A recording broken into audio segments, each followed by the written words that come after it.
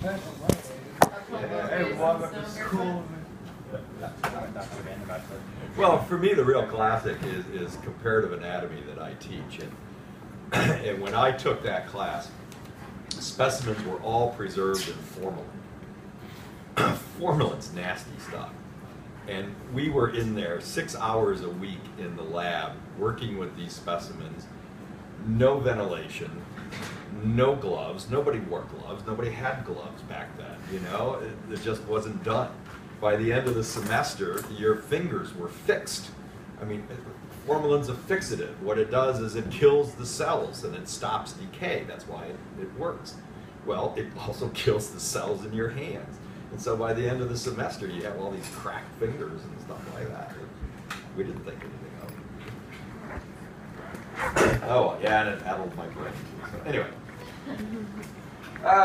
just some bird basics. As we indicated, flight evolved 3 different times in the vertebrates.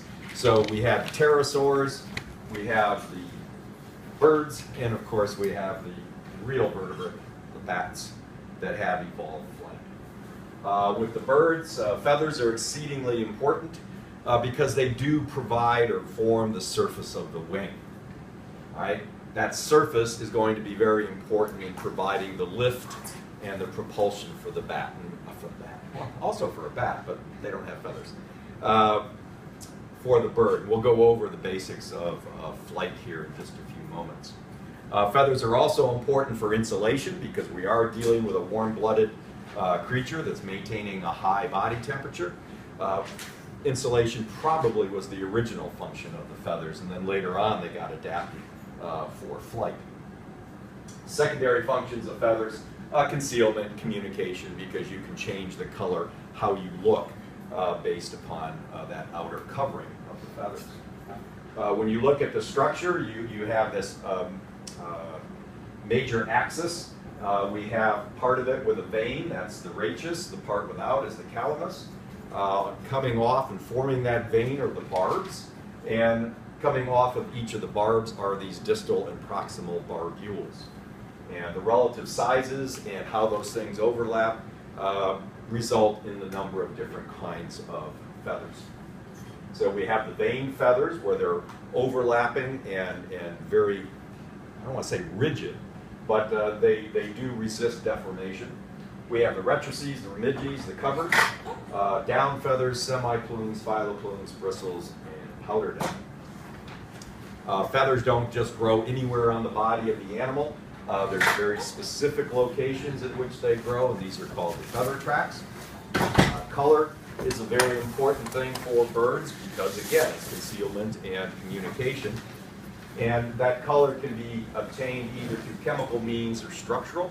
We have the carotenoids, which are giving us our reds, yellows, oranges, and then the melanins, which are the browns, blacks, brownish yellows, things along those lines. The birds are going to molt. This is dead tissue, and that dead tissue is replaced generally once per year, and there's definite patterns to that molting.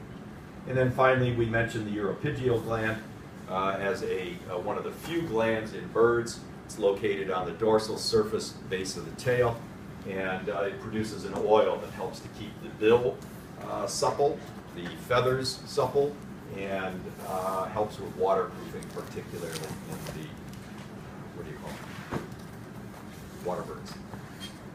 Any questions on basic bird structure? Okay. All right. Let's look at the respiratory system of birds, because they're weird. The respiratory system of birds differs from that of any other group of vertebrates. And that's because they're going to have the typical plumbing, the typical tubing. They do have lungs, but in addition to that, they have what are called accessory air sacs. That's something that nobody else has. Okay. These air sacs are going to be very important. And they're important because they aid the bird in extracting oxygen from the air. They are not the site of gas exchange. So it's not oxygen diffusing across the wall of these air sacs and then into the bloodstream. That's not what they're there for. So they're accessory. They're going to help in extracting oxygen. How do they do this? Well, in most birds you have 9 air sacs, and you can divide them into 2 functional groups. So we can talk about the anterior and the posterior air sacs.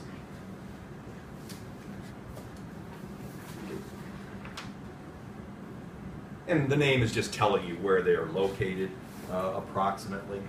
So if you look at this handout, this was number 41, you can see that we've got one air sac that is not paired coming across. Then we have 2, 3, 4, 5. So we have 1, 2, 3, 4 pairs and 1 not paired. You can then group them into 5 anteriors. Here's one, this one, this one, this one, and its partner, which is not seen over here. Those would be the anterior air sacs. And then you have 4 posterior air sacs. Okay.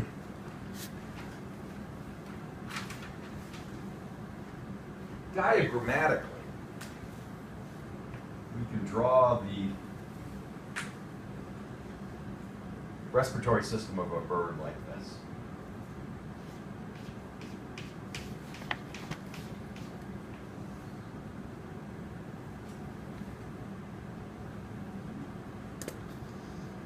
Yeah, something like that. So what we have here, it would be a bronchus. One of the major air tubes. So you typically have a trachea coming from the pharyngeal area. It branches into 2 bronchi, which then go off to each of the lungs. Right? That's a standard vertebrate setup. So here we have one of the bronchi coming in to the lung proper, right here. Okay. We have 3 different tubes, so to speak, that we can talk about. Number 1 is called the mesobronchus. Sorry, that's just bronchus at the end.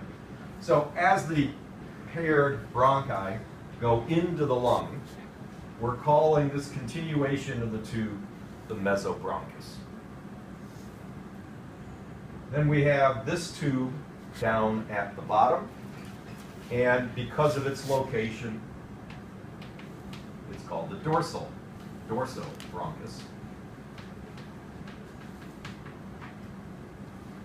And as you might guess, this one's going to be ventral in location.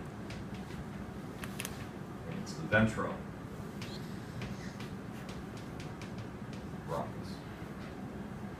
Okay, so the bronchus is coming into the lungs. All of what I have on here is inside the lung. The bronchus continues as the mesobronchus. We'll have a tube down here, which is the dorsobronchus, a tube up here, which is the ventrobronchus. What I drew coming off either the dorsobronchus or ventrobronchus would be the air sacs. So that this would be my anterior air sacs, that would be my posterior. Okay, so I'm lumping them together. There's multiple ones, but functionally we can combine them into 2 groups, the anterior and posterior air sacs. Okay. Air, we're going to follow a batch of air in a minute. It's going to come down in, and then it's going to flow through these smaller tubes.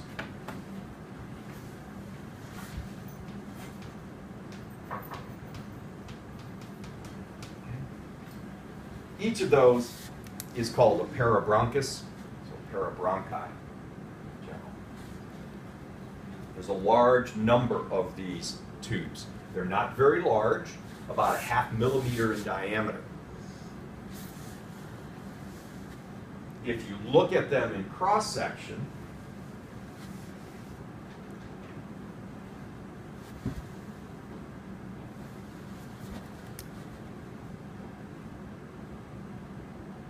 it looks something like that. Right? So it's not a perfectly round tube. You have all of these little out-pocketings. Those little out-pocketings, for some reason, get the name air capillaries.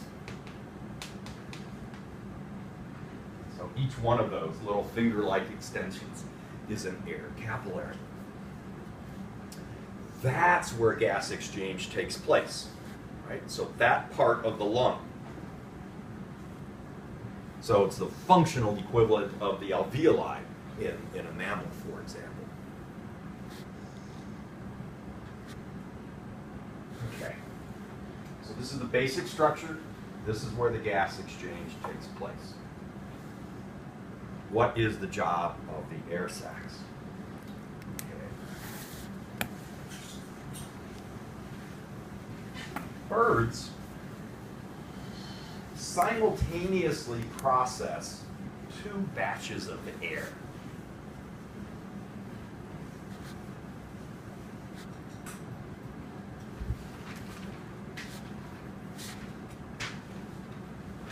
Okay, so a bird's going to inhale. What happens? Well, we're going to go from the outside to the posterior air sacs. So when a bird inhales, that air comes from the outside, it's going to pass down the trachea, the bronchus, the mesobronchus. Ultimately, it's going to the posterior air sacs.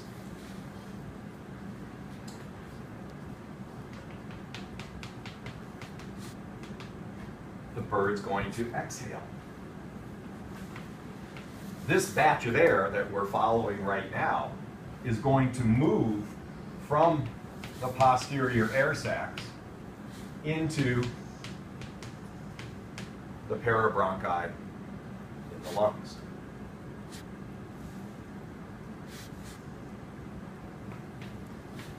The bird inhales again.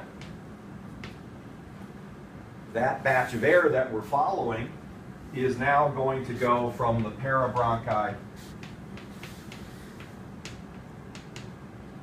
into the anterior air sacs.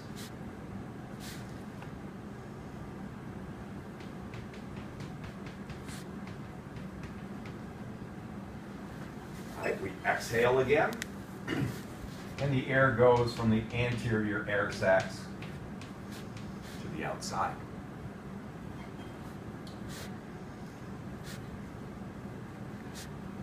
That's one batch of air that we follow. However, at the same time, there's another batch of air that is in there. So when this animal is inhaling and bringing outside air into the posterior air sacs, at the same time, we have a different batch of air that's moving from the parabronchi into the anterior air sacs.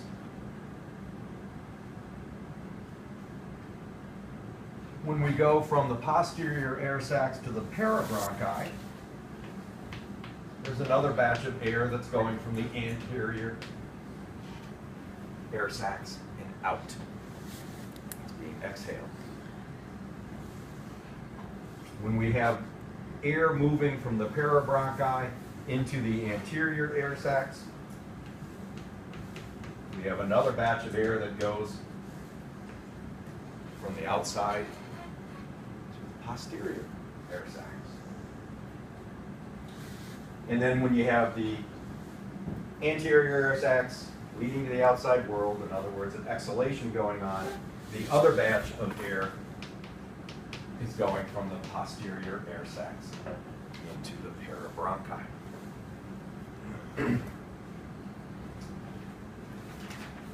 Another way of looking at it is something like this.